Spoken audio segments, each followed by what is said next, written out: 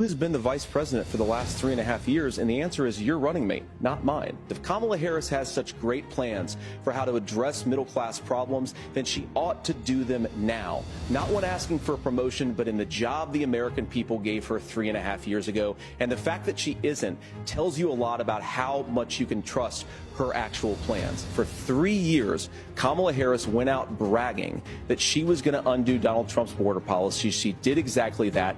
We had a record number of illegal crossings. We had a record number of fentanyl coming into our country. I said that she enabled the Mexican drug cartels to operate freely in this country, and we know that they use children as drug mules, and it is a disgrace, and it has to stop. I don't want people who are struggling with addiction to be deprived of their second chance because Kamala Harris let in fentanyl into our communities at record levels. When did Iran and Hamas and their proxies attack Israel? It was during the administration of Kamala Harris. But effective, smart diplomacy and peace through strength is how you bring stability back to a very broken world. Donald Trump has already done it once before. I know what it's like to not be able to afford the things that you need to afford. We can do so much better. To all of you watching, we can get back to an America that's affordable again. We just got to get back to common sense economic principles. Donald Trump's economic plan is not just a plan, but it's also a record. Honestly, Tim, I think you got a tough job here because you've got to play whack-a-mole. You've got to pretend that Donald Trump didn't deliver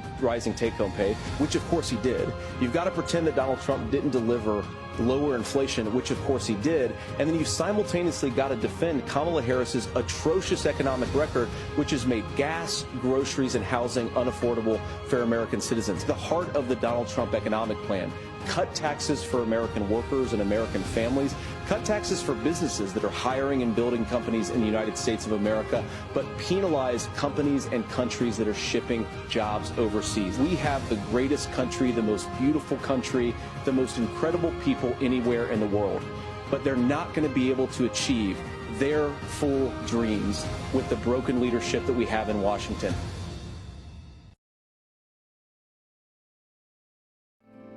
Because the flag still stands for freedom, and they can't take that